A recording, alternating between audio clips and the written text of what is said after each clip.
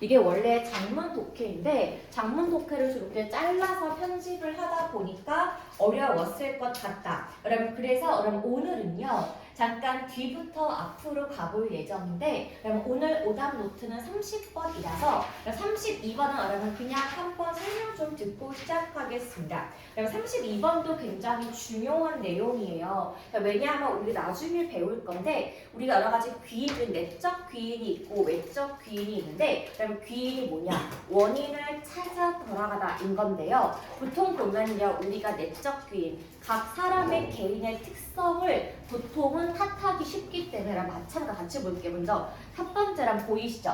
여기 좀 네모 박스 쳐보시고요. 소재라고 좀 적겠습니다. 자, aggression, 공격성이에요. 공격성은 우리가 innate, 어떤 모습이다? 타고난 행동이다 라고 보는 건데 그럼 한번 괄호 좀 쳐보겠습니다. 자, 공격성은 타고난 행동이 되고 이것은 has evolved, 자, 진화가 되어 왔는데 자, 뭐를 위해서? 사실은 우리의 생존 목적을 위해서 굉장히 중요했던 것이 우리의 공격성이었다. 즉, 공격성이 소재이면서 여러분 중요한 키워드가 무엇입니까? 빨간색 밑줄이에요. 공격성이 우리의 생존 목적에 부합했기 때문에 우리가 공격성을 발달시켜 왔었고요. It serves to, 자, 어떤 역할을 하냐? establish, 뭘 만들어요? 지배력을 만들고요. 또 나의 영토를 defend, 방어를 할 수 있게 도와주고 또 우리가 경쟁할 수 있게 도와주는데 무엇을 가지고? 한정된 자원을 가지고 경쟁할 수 있게 도와주는 것이 바로 우리가 갖고 있는 공격성의 장점이라고 보시면 되겠네요. 자, 그런데 여기 보시면요. 여기 예시, 나의 지배력을 과시하고 영토를 방어하고 자원을 위해 다투는 이 모든 과정들은 제가 방금 장점이라고 했었기 때문에 우리 공격성은 사실은 타고나기를 나쁘게 태어난 것은 아니고 우리의 생존에 참 도움이 되는 긍정적인 부분. 자, 그래서 여기 it is that 구문 보이실까요? 여기 지금 뒤에 보면은 동사가 나왔기 때문에 여기는 지금 주어를 강조하게 되는 강조구문이다. 이렇게 보시면 됩니다. 그래서 it is that은 해석할 필요가 없습니다. essential part of behavior. 우리 행동의 어떤 중요한 부분은 can have, 가질 수가 있는데 여기 보스 A and B 보이시죠? 상관 접속사라서 사실 요 우리의 행동에 있어서 가장 중요한 요 부분은 긍정적이고 부정적인 결과를 둘 다 가져올 수가 있다. 즉 원래 타고나기를 나쁜 것은 아니지만 그 어그레션한 행동의 결과가 좋기 나쁘 둘 다 같이 올 수가 있어서요. 여러분 이제부터는 긍정과 부정에 대한 맥락이 나올 예정입니다. 그럼 한번 확인해 볼게요. while, 보이시죠? while이 문장에 처음에 나왔을 경우에는 높은 확률로 이 친구가 양보의 접속사가 되기 때문에 해석을 비록 뭐뭐이지만 이렇게 보는 게 좋습니다. 자, 비록 이 관점, 공격성에 대한 관점은 아주 귀중한 통찰력을 줄 수가 있다. 여기서 말하는 지금 이 귀중한 통찰력이 바로 뭐예요? 우리의 생존적인 목적에 도움이 될 수가 있다는 장점을 설명하고 있는데 at first short. 자, 그럼 얘가 뭐예요? 뜻이? 자, 실패할 수가 있다입니다. 뭘 실패할 수가 있다? 빈칸 때문에 실패를 할 수가 있고 그럼 빈칸 같은 경우에 요 들어가는 명사를 알려주기 위해서 그럼 뒤에 이런 수식어 보이시죠? 뭘 통해서? heavy, 아주 많은 강조를 했답니다. 뭐에 대해서? 우리의 요 타고난 본능에 아주 심각한 많은 강조를 하게 되면은 빈칸하는 실패에 처할 수가 있다 이기 때문에 여기가 지금 긍정적인 내용이 나왔으니까 우리가 이거를 우리의 본능이 중요해만 강조하게 되면은 아마도 여기에는 부정적인 이야기가 나오겠구나 라고 한번 우리가 미루어 짐작을 해볼 수가 있을 겁니다. 여러분 그래서 여기가 지금 빈칸의 위치가 중간 정도에 있었기 때문에 요거 바로 다음 줄을 여러분 여기서부터 1, 2, 3, 4를 잘 읽어보시면은 정답으로 가는 힌트가 나오는데 자, 이 관점 관점은 그럼 이 관점이 뭐예요? 빈칸에 관련된 관점은 자, advocate 옹호할 수가 있는데 deterministic 뭐 정해져 있는 framework 어떠한 맥락적인 틀을 제공한다고 했습니다. 근데 여러분 이 틀이 뭡니까? 여기 where 이후에 지금 보충 설명 나오는 거 보이시죠? 우리의 행동은 주로 뭐에 의해서 추진된다? 생물학적인 본능에 의해서 추진된다는 어떠한 생각에 고착될 수가 있고 그럼 플러스 알파 자 우리가 지금 보이는 이 본능적인 행동 우리의 공격성이 이거 되게 중요한 거야 라고 하게 된다면요 무엇을 무시하게 되냐 중요한 영향력을 무시할 수밖에 없게 되는데 어떤 것입니까 여러분? 얘가 1번이에요 자 우리가 본능을 강조하게 되면은 무엇을 무시한다? 환경적인 요소 왜 저 친구가 공격성을 보일 수밖에 없었을까 하는 그 외부적인 요소와 learning experience 이 친구들의 학습 경험을 우리가 놓칠 수밖에 없더라 이것인가 여러분 그럼 잠깐만 스톱하고 다시 한번 원점으로 가볼게요 그럼 제가 맨 처음에 시작할 때 우리가 두 가지가 있었다고 했죠 내적 귀인이 있었고 외적 귀인이라는 거가 있는데 그럼 내적 귀인이 뭐예요? 그 사람들의 타고난 본능 타고난 성향이 문제가 있다라는 것이 내적 귀인의 정의가 되고 외적 귀인은요 이 사람이 처한 환경 양육하고 있는 주변 모습 이런 것이 중요한 것이 외적 귀인인 건데 여기서 요 글의 맨 처음은 뭐예요? 원래는 공격성이 타고난 모습이라서 우리의 생존에 참 도움을 많이 줬었다면 요것만 강조를 하게 되면요 우리가 여기 뒤쪽에 요 부분을 놓치고 지나갈 수가 있다라는 말이 지금 뒤에 설명이 나옵니다. 그래서 보면은 환경적인 요소와 학습 경험 이렇게 요 공격성을 보일 수 있는 외부 요인에 대한 설명이 나왔다 이 말이에요. 여러분 그러면 사실 정답은 대충 윤곽이 나왔지만 우리 조금만 더 확인을 해보겠습니다. Therefore 자 그래서 공격성이란 마치 무엇처럼 많은 다른 행동과 마찬가지로 자 이것은요 어떻게 독립적으로 딱 요거 요소 한 가지만 보고서 이해를 할 수는 없습니다. 대신에 우리가 요 공격성을 이해하기 위해서는 view as 어떠한 관점을 지내야 한다? 이 아이의 역동적인 무엇을 여러 가지 관계를 확인할 필요가 있는데요. 무엇과 하면은 주변에 있는 어떤 거예요? 주변 환경과의 영향을 고려할 필요가 있더라. 즉 우리가 보는 공격성은요. 너무나 본능적인 측면을 강조하고 있지만 사실은 외부적인 요인으로 이것이 개발되기도 한다. 자 그래서요. 여기 마지막으로 결론 보면 볼게요. 우리가 완전히 이 공격성이라는 모습을 이해하기 위해서는 자 인터그레이티브니까 우리가 통합적인 접근 방법이 채택될 필요가 있는데 그럼 이 친구가 선행사고 여기 여러분들 보이시죠? 얘가 동사인데 여기 that은 앞에 있는 이 명사를 꾸며주는 주격 관계 대명사예요. 그래서 무엇과 무엇 둘 다 확인할 필요가 있다.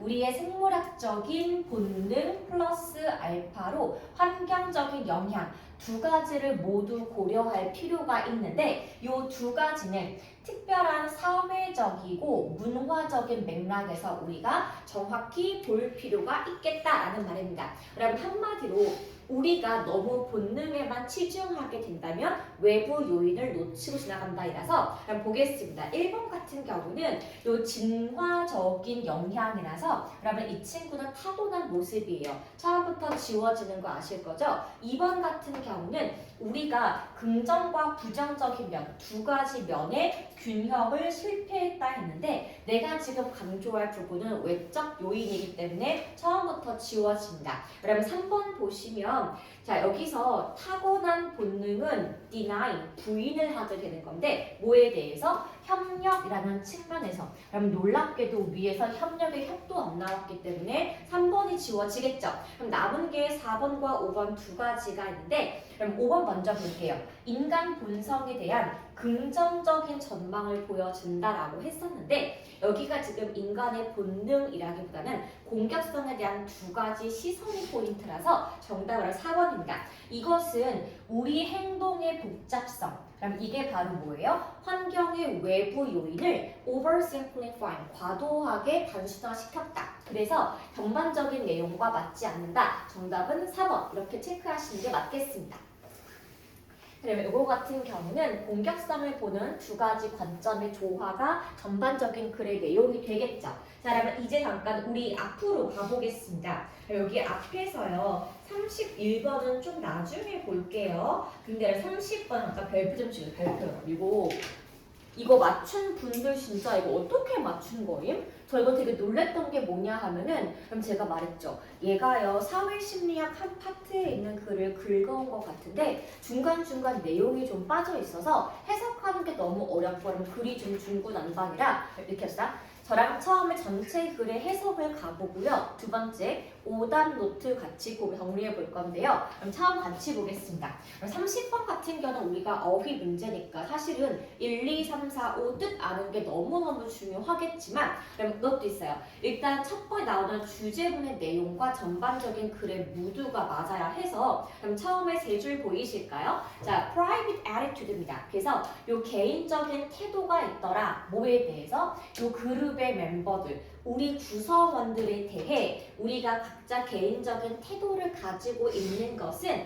보통은 align with 무엇과 나란히 연결됩니까? 라고 했더니 우리 여기 그룹의 놈 규범과 나란히 될 수가 있고 우리 여기 그룹의 관행과 나란히 둘 수가 있는데 though 비록 모이지만 이 아이들은 점차 때때로 굉장히 diverse 뜻이 되게 다양하다. 그래서 우리 모두는 사실은 되게 다양한 사람일 수가 있겠지만 우리 모두가 공통적으로 보고 있는 규범과 관행과 같이 일치하도록 우리 개인의 태도가 바뀔 수가 있더라라는 겁니다. 즉 우리 각각이 가지고 있는 생각은 달라도요. 겉으로 보여진 또는 이게 우리 규칙이다라고 겉으로 그럼 척할 수 있다 그 말이에요. 자, 그래서 한 연구에 따르면은 그럼 누가 있습니까?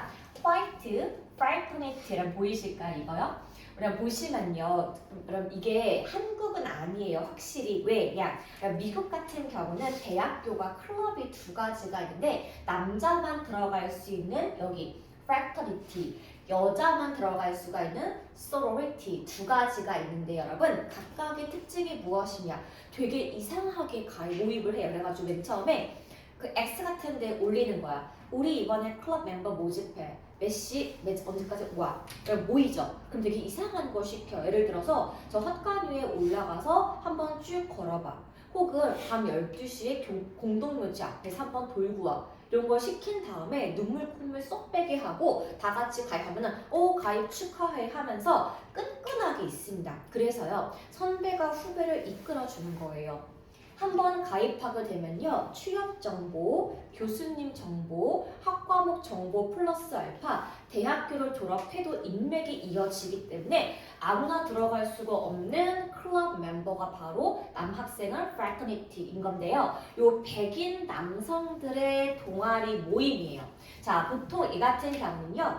privately, 보통은 이렇게 개별적으로 뭐라고 주장하냐면은 우리는 개인적으로 objection, 거부감이 없습니다 라고 판대요. 어떻다고요? 개인적으로 거부감이 없다고 겉보기에는 이렇게 말을 해요. 자, 뭐에 대해서? admitting, 인정하는 거에 대해서. 그럼 뭘 인정한대요? racial, 그러니까 소수 인종 집단이 racial minority가 되겠죠? 뭐 우리 학교에 Asian 뭐 있을 수 있지. Mexican 뭐 오케이 이렇게 하는 보통 이런 느낌이 되는 거고요. 보통 지속적으로 어떤 데에 투표를 하냐? 그러면 exclude예요. 동사가 뜻이 뭐냐? 배제하다. 뭘 빼냐? 저는 이런 거 신경 안 써요. 뭐 Asian 들어와 라고 하면서 막상 투표할 때는 요 사람들을 빼자는 투표를 한다 그 말이에요. 왜? 마음속 깊숙이 인종차별이 분명히 있으니까. 그런데 겉으로 보이는 태도 같은 경우는 나는 그런 거 없어 라고 깨어있는 척을 좀 하겠죠. 자, 그럼 이렇게요.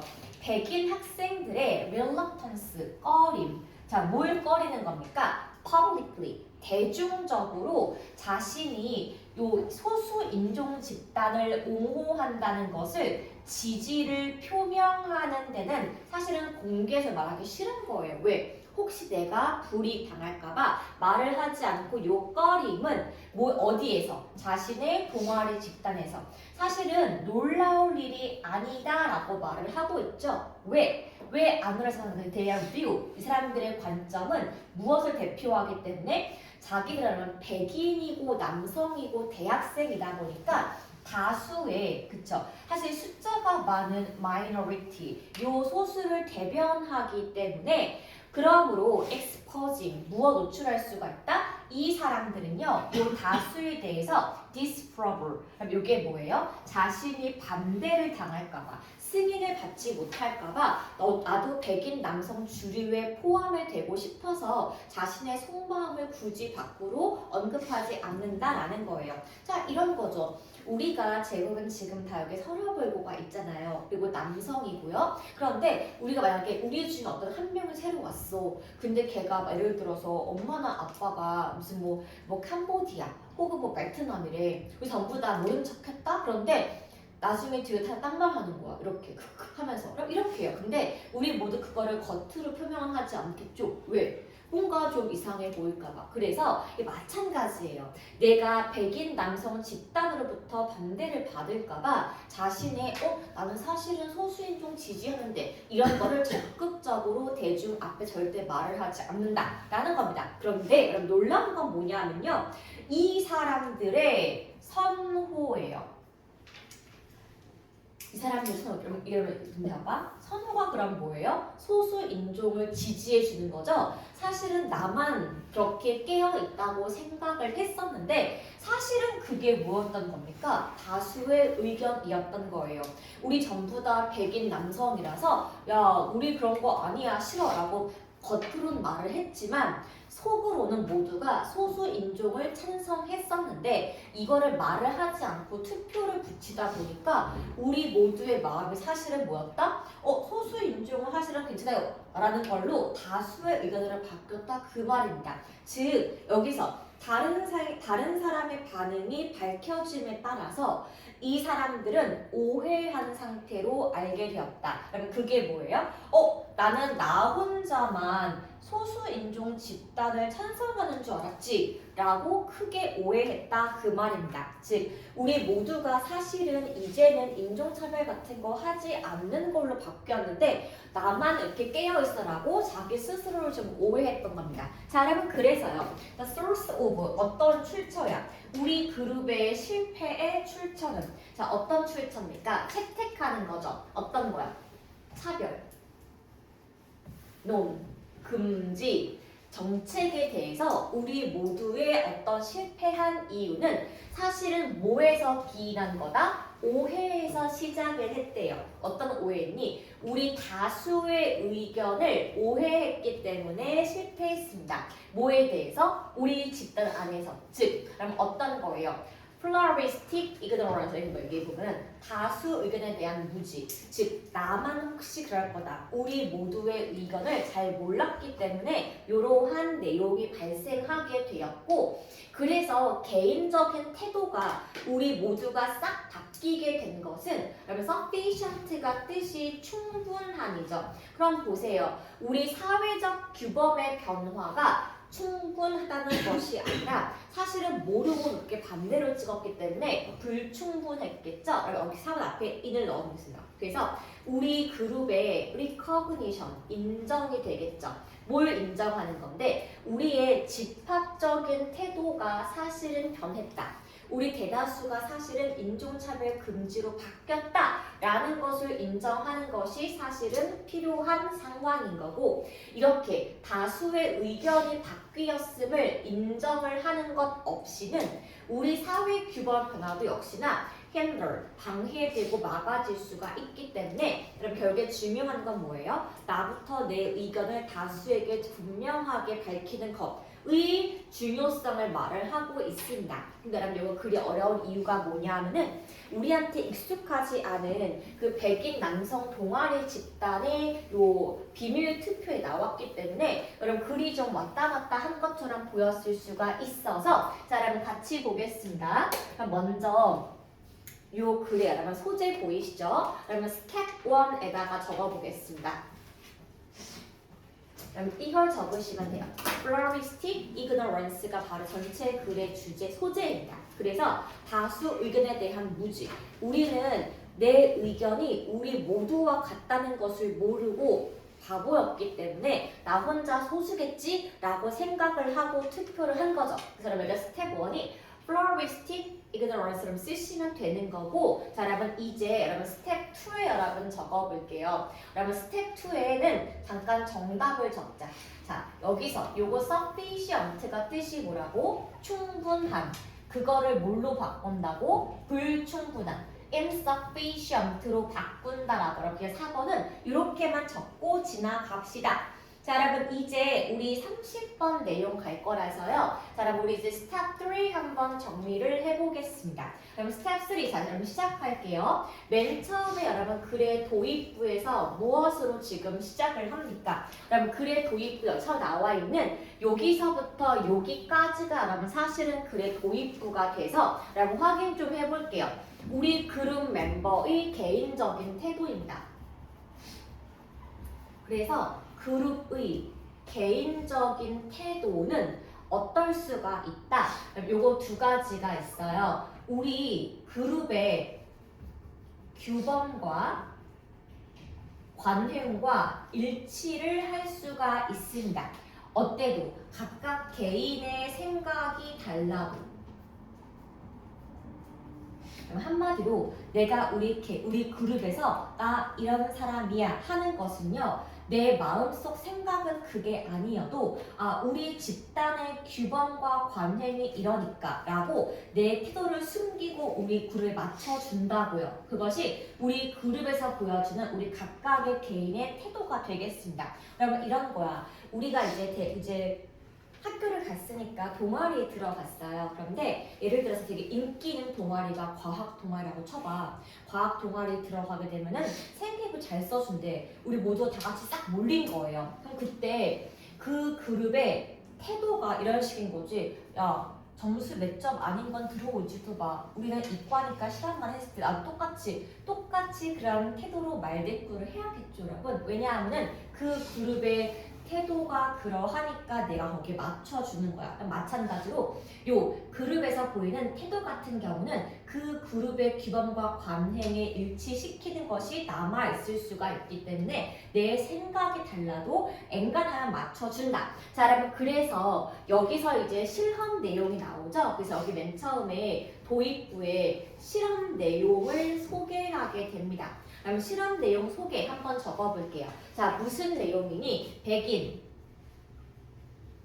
남성, 동아리가 지금 언급이 되고요. 자, 여기에서 지금 이슈가 뭐였냐 하면은 소수, 인종, 차별에 관련된 이슈가 나왔다 이 말입니다. 자, 요거를 보고서 이제 실험 내용으로 딥하게 들어가 볼게요. 자, 그러면 두 번째 글의 전개 파트 한번 가보도록 하겠습니다. 자, 이럴 때 백인 학생들이 가장 꺼리는 것이 뭐니? 남성 학생들이 가장 싫어하는 거는 자신의 의견을 공개적으로 알려주는 거예요. 절대로 하고 싶어 하지 않습니다. 왜냐하면은 나는 사실은 마음속으로는 뭘 하고 있기 때문에 그러니 소수 인종을 지지하고 있다는 모습을 이거를 알려주고 싶지 않은 거예요. 그럼 그 이유가 뭐냐 하면은 내가 이렇게 됐을 때 내 집단으로부터 배제당할까봐 무서운 거야.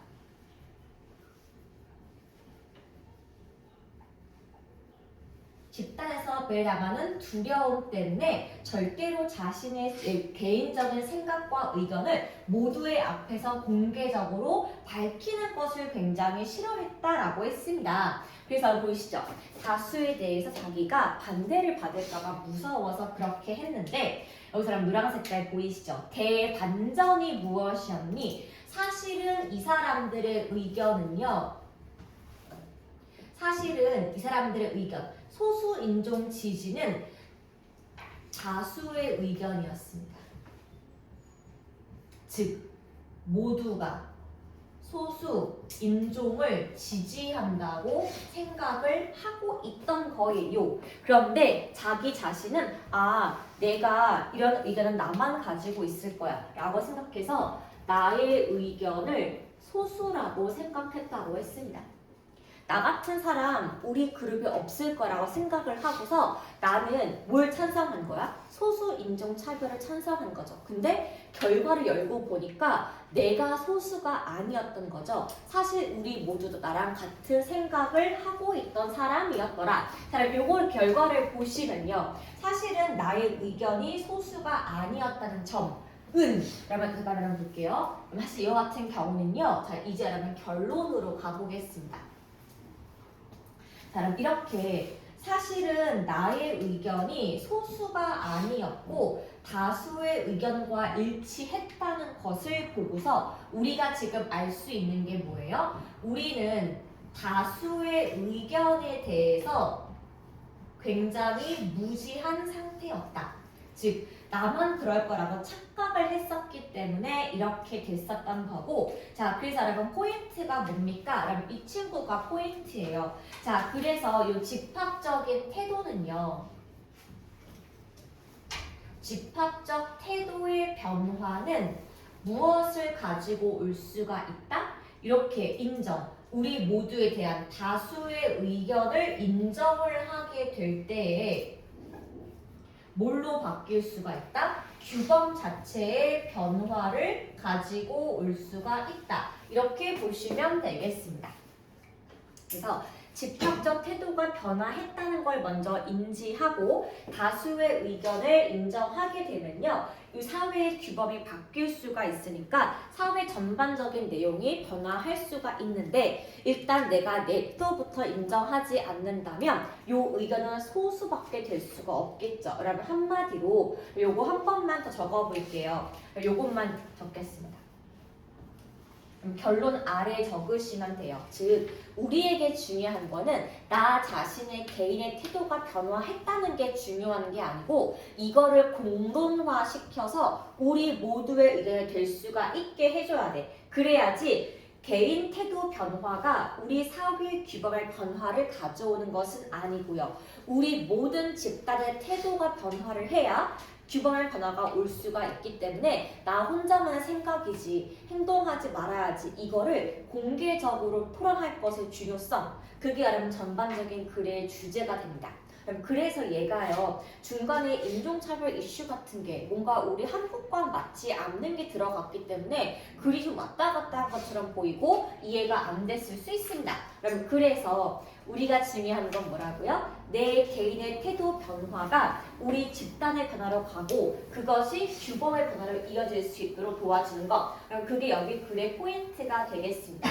그래서 스텝 5는 여러분 굳이 쓰지 않을게요. 스텝 4도 여러분 마찬가지입니다. 그래서 지금 스텝 1, 2, 3 3개 지금 적었고 제가 이따가 좀 책에 붙여드리겠습니다. 그럼 이제 잠깐 우리 29번 가볼게요.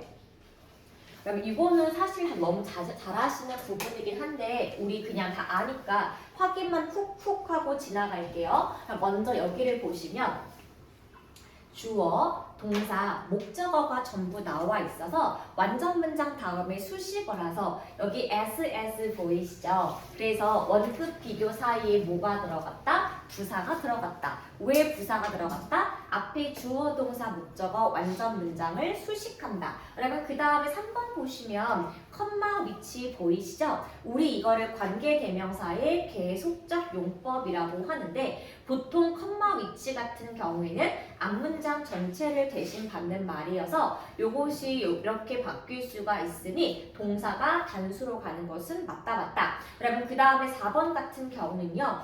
여기서 왜 후주가 나옵니까? 라고 하신다면 소유격 관계대명사 후주의 특징은 뭐예요? 바로 뒤에 명사를 수식하고 그 다음에 동사가 나오는 겁니다. 그래서 이 친구는 후주, 명사, 동사의 순서를 가지고 있기 때문에 4번은 어색한 부분이 없었고요. 그럼 5번에 because of는 전치사니까 뒤에 이렇게 명사가 나오는 게 맞겠죠? 여기가 명사 1번 나왔고 여기가 명사 2번 나왔으니까 5번도 맞습니다. 그럼 여러분 2번 같은 경우는 잘 아시겠지만 what은요, 첫 번째 앞에 선행사가 포함이 되어 있지 않죠. 그래서 여기 앞에는 반드시 선행사가 없습니다. 왜? 예치 자체가 포함이 되어 있고 what 뒤에는 뭐가 나옵니까? 불완전한 문장이 나오는데 여러분 뒤에를 보세요. 주어가 am서고 동사가 lie인데 그럼 lie는 일형식 완전 자동사라서 주어 동사가 완벽히 끝난 문장이야. 그러면 한마디로 여기 같은 경우는 주어 동사와 주어 동사를 연결해주는 명사절 접속사 넷의 자리이기 때문에 2번은 틀렸다. 그렇게 보시는 게 정확하겠습니다. 그럼 이거 보시고요. 저랑 또 앞으로 쓱쓱 넘어가 볼 거예요. 오늘 30번이 가장 되게 어려웠던 파트인 거고요. 그럼 앞에 잠깐 가보시면 그럼 저랑 뭐 하나 좀 봤으면 좋겠냐. 여러분 혹시 여기 26번 이 사람 누군 줄 아세요? Same you.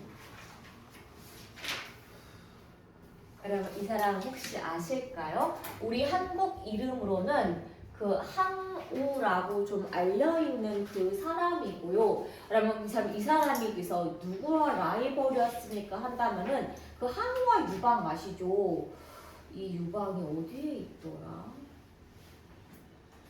이게 여러분 그 중국의 그 장사 항우에 관련된 이야기인 건데 여러분 이거는 그냥 히스토리니까 짧게만 좀 보고 지나갈게요. 그러면 항우 같은 경우는 처음부터 귀족 집단, 문장 집단에 출생이 되었었고요. 자기 삼촌도 원래부터 이미 장군이었기 때문에 어린 시절에 이미 군사 전략과 리더십 두 가지 항목을 배웠더라 라고 지금 나와 있죠. 여러분 이게 진짜 중요한 거예요. 현대도 마찬가지입니다, 여러분. 우리가 CEO 집안에는요, CEO가 나올 수밖에 없어. 왜? 노하우가 있으니까. 그리고 우리 그저께 전쟁 발생하는 거 다 보셨죠? 그쵸? 그러면 사실은 이란 같은 경우도 마찬가지인 거예요. 이번에 죽으신 그 하메네이 같은 경우는 그 위에 사람이 호르네인 건데, 그럼 아시죠? 이란 같은 경우는 대통령이 있고 종교 집단 두 개가 분리가 되어 있는데 최고 지도자의 경우는 왕권과 종교권 두 가지 다 한꺼번에 가지고 있는 사람이어서 보통은 종교 단체의 수장에 올라가는 게 맞습니다. 근데 얘가 갑자기 사망하는 바람에 자기 이후에 자기 후계자를 지목하지 못하고 지금 죽어서 이것도 지금 난리 난 거예요. 왜냐? 이 사람이 후계자를 지목하고 알려주는 방법들을 하나도 지금 이수하지 못했기 때문에 정권은 지금 흔들흔들하고 있습니다. 자, 그래서 얘 같은 경우는요. Sing Dynasty, 진나라에 대해서 반란을 일으키게 되었었고요. 나중에 요거 반란군의 장군이 되었다가 얘가 요 진나라 군대를 패배시키고 그 다음에 어떻게 됐다? 이 왕국을 아예 전부 다 붕괴시킬 수가 있던 거죠. 자, 그래서 이 사람은요, 이름이 서초패왕이라고 스스로 불리면서 전체 중국의 대부분을 짧은 시간 동안 다스렸다. 그래서 여기 나와 있네요. 이 사람이 바로 유방입니다. 그래서 자신의 권력을 가지고 라이벌 유방과 다투었게 되었는데 유방이 나중에 어떤 걸 세운다? 한나라를 세우는 유방과 다투게 된다. 그래서 여기 내용에서 포인트 요거 한 개만 밑줄 치고 지나가시면 될 부분일 것 같아요. 자, 그러면 이제 저랑 어디로 갈 거냐 하면은 잠깐만 23번 여러분 한번 가볼게요.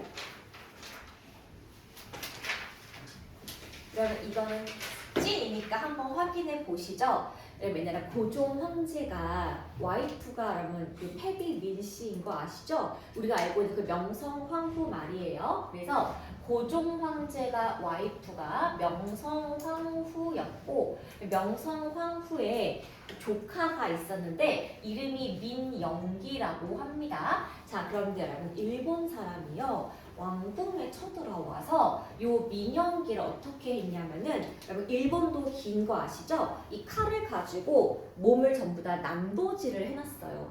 그래서 팍팍팍팍팍 베어갖고 솔직히 폐혈증 아니면은 과다출혈로 죽기 일보 직전이었는데 여러분 그 당시 여기 고종 이 황실에 들어와 있던 미국인 외과 의사가요 수술을 집도하게 됩니다. 그래서요 얘를 들쳐업고 와가지고 몸의 상처를 다 꿰매주고 수혈을 통해서 죽어가는 사람을 살려요. 그래서 고종이 너무 고마워서 요 미국인 의사한테 선물을 한 개 보냈대요.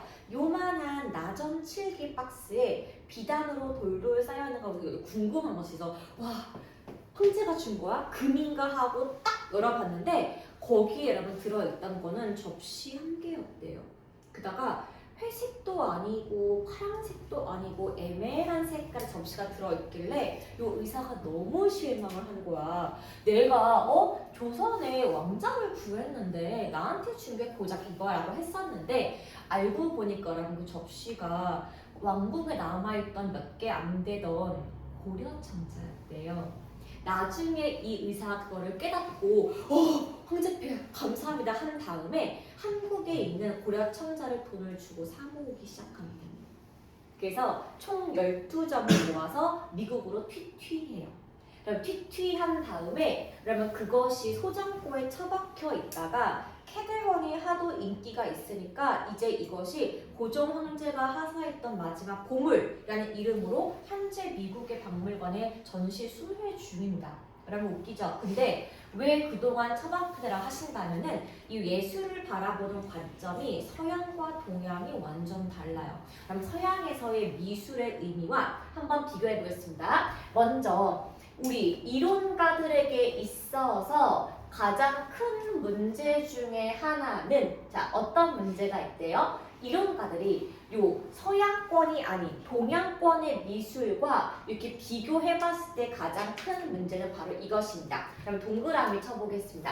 utility, 실용성이에요.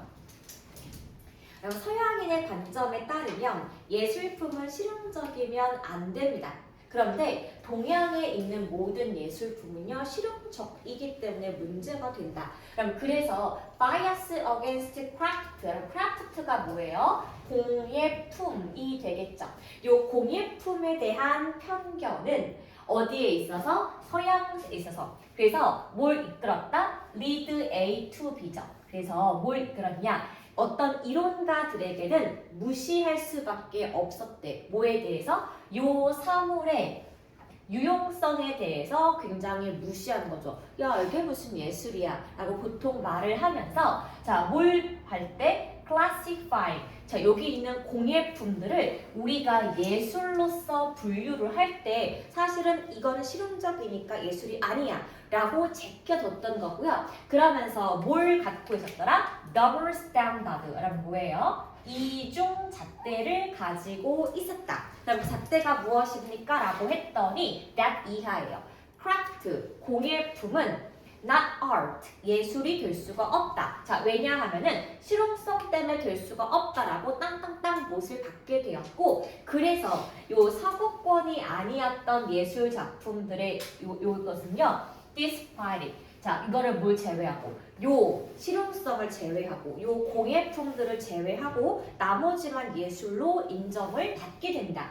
그래서 이 스테판 데이비스라는 사람이 말했다시피, 그럼 이 사람은 요 예술 철학가래요. 뭐라고 주장했냐? 형광펜 쳐볼게요. 많은 인류학자들은 want to deny, 부인하기를 원했는데 서구권이 아닌 문화권에서의 예술을 가지는 것을 사실상 거부했었다. 그러면은 서구권이 아닌 것은 미술이 아니야. 그 이유가 뭐라고요? 첫 번째. 실용성 때문에 예술로 인정을 안 했고요. 그럼 두 번째가 이거야. 예술과 공예품 사이에 딱히 경계가 없었기 때문에 그 차이점이 부족하다. 그래서 이거를 되게 예술품으로 인정을 안 했던 거죠. 그런데 이러한 비판은요. 사실은 일정 부분은 valid, 타당한, 유용합니다. 일정 부분 우리가 이해를 못하는 부분도 분명히 아니에요. 그런데 우리가 여기에서 서양과 비서양권의 예술에 대한 개념의 차이점은 understand, 굉장히 두드러질 수가 있습니다. 뭘 했을 때? 믿음에 관해서. 자, 어떤 믿음입니까? 이렇게 괄호를 쳐볼게요. 자, 믿음이 뭐예요? 예술과 실용성은 엄격하게 분리가 돼야 한다는 믿음을 at work, 요거를 작용한다고 봤을 때에는 분명히 차이가 있을 수가 있어. 그래서 만약에 여기 나와 있는 여기 서양의 이론가들은요, include, 뭘 포함하시다면은 공예품과 디자인과 우리가 생각하는 low art, 뭔가 좀 하위 차원의 예술의 형태를 이렇게 예술적인 요 가치라는 개념 안에 집어넣고 싶다면 서양의 예술에 대한 개념도 조금 더 밀접하게 뭐랑 닮아질 수가 있겠다? 우리 비서구권의 문화에서 배울 것과 닮아갈 수가 있을 텐데, 그래서 비서구권의 예술의 가치를 인정하는 것, 실용성에도 불구하고 그 동양권의 예술을 인정해 준다는 것은 자, 뭘 허용할 수가 있습니까? 더 넓은 인정을 가져올 수가 있겠죠. 뭐에 대해서? 서구권 안에서도 예술 형태의 유용성을 인정할 수 있는 모습으로 바뀔 수가 있을 거야. 즉, 서구권은요, 우리가 봤을 때 공예품들은 실생활에 대한 실용성 때문에 예술로 인정을 하지 않았고, 그래서 얘네가 우리 동양을 바라봤을 때 동양의 모든 공예품들은 실용성이라서 예술이 아니었던 건데, 얘네가 이 동양에서 이 공예 개념을 예술로 포함을 시켜준다면 자기 나라에서 더 만들어낸 개념을 포함시킬 수가 있을 거라서 결국 하고 싶은 말은 뭐예요? 예술에 대한 개념, 관점을 넓게 가져갈 것의 필요성, 그렇게 보시는 게 여러분 정답이 됩니다. 여러분 그래서요, 얘 같은 경우는 지금 보시면은 글의 주제를 고르는 거야. 그럼 확인해 보자고 여러분. 1번 merit가 여러분 장점이잖아요. double standard, 이중 잣대를 갖고 있는 것이 장점이니까 얘 때문에 삭제되는 게 맞고요. 그럼 3번 같은 경우는 proper, 적당한 예술의 기준으로서 regional, 지역적인 특색이 나왔다라고 하니까 여러분 여기는 처음부터 땡치고 시작하는 거예요. 4번 같은 경우는 사이드 이펙트가 부작용이죠. 서구권에서 그 동양권의 개념을 도입했을 때의 부작용이라서 4번 X 치시면 되는 거고, 그럼 남아있는 정답지가 지금 2번과 5번이 있는데, 그러면 2번 같은 경우는 이거예요. 예술과 공예품 사이에 구별에 대한 부족에 대한 비판인 건데, 사실 지금 쭉 분리해 왔었기 때문에 비판을 한 게 아니었던 겁니다. 그러면 5번 같은 경우는 redefining, 재정의하는 거죠. 예술을 재정의할 필요가 있더라. 뭘 통해서? 서양권이 아닌 다른 나라의 시점으로 예술을 바라볼 필요성. 정답은 5번이 되겠습니다. 그러면 그래서요, 진짜 웃긴 것도 있어요. 제가 왜 대만 갔을 때 대만의 고궁박물관에 갔단 말이에요. 그럼 걔가 장제스가 맨 처음에 여기 대만으로 도망갔을 때 중국에 있던 청나라 보물을 싹 다 끌고 왔대요. 그래서 대만의 고궁박물관은 되게 유명한 보물들이 있는데, 그럼 정말 너무 웃겨요. 그 옥으로 만든 되게 정교한 요만한 모양의 여치 같은 게 그냥 전시되어 있고요. 그냥 요강이래. 근데 너무 아름다워. 그다음에 그냥 꽃병이래. 근데 엄청 크고 너무 아름다워. 그다음에 그 황제가 있던 서가래요.